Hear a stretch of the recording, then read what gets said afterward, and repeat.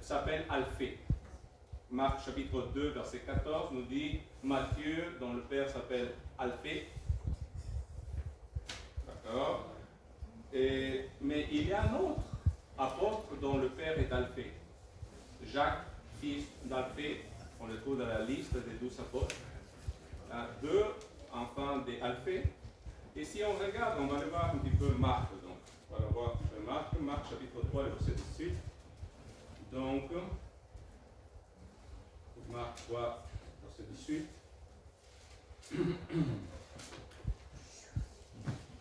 Donc, voilà. Voilà, 18. Regardez cette chose. Donc, je lis donc André, Philippe, Barthélemy, Matthieu, Thomas, Jacques, fils d'Alphée. Est-ce que vous remarquez ça? D'accord. On sait par un autre verset que Matthieu est fils d'Alphée. Et tout d'un coup, Thomas se trouve entre 2 fils d'Alphée dans la liste. Ça veut dire que Matthieu aussi est fils d'Alphée.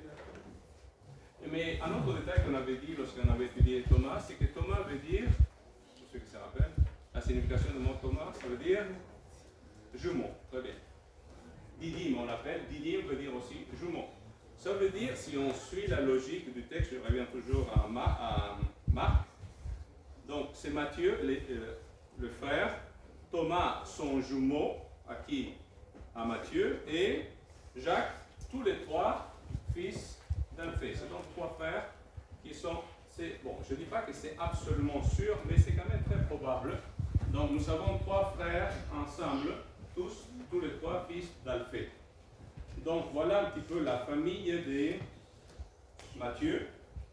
Donc, mais tous n'ont pas, bien sûr, ont été appelés à des moments différents. Mais il faut dire que parmi les apôtres, quand vous regardez les listes, il y a plusieurs dont le prénom se répète. Il y a 2 Jacques, Jacques le frère de Jean et Jacques le fils d'Alphée. Il ne faut pas le mélanger les deux. Il y a Simon, Pierre et un autre Simon, le Zélote. Ça va? Et ensuite, il y a 2 Judas aussi. Judas Iscariote. Je l'attendais. Un autre titre ou quelque chose pour les différencier de l'autre qui a le même prénom. Ça peut arriver. D'accord. Donc, quel est son travail? Parlons aussi un petit peu de son travail. Et je mets l'image ici. Il est quoi? Collecteur d'impôts.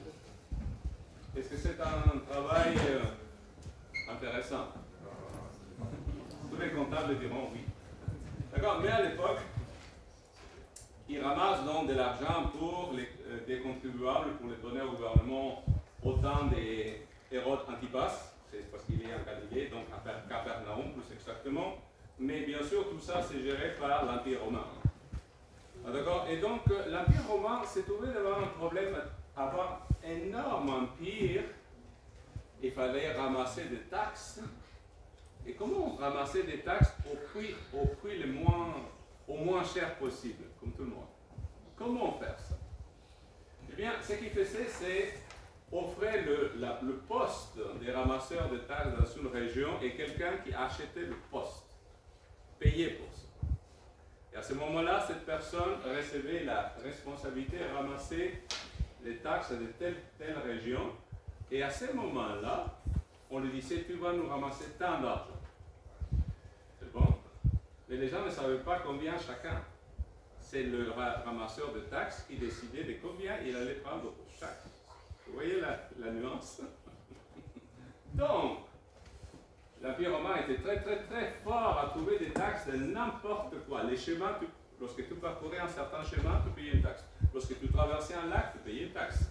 Lorsque tu transportais quelque chose et ils regardaient ta marchandise, il y avait une taxe par rapport à la marchandise qui entrait et celle qui sortait d'une ville. Lorsque tu allais dans une ville qui avait des murs, tu payais une taxe. D'accord? Et etc. Ça, c'est le minimum. Il y en a des taxes partout, partout, partout. Et qui ramasse les taxes? Matthieu, entre autres. Bien sûr, il y en a d'autres, ses collègues. Et donc, vous comprenez que ça a mené à des extorsions pas possibles. Parce que c'est celui qui ramasse les taxes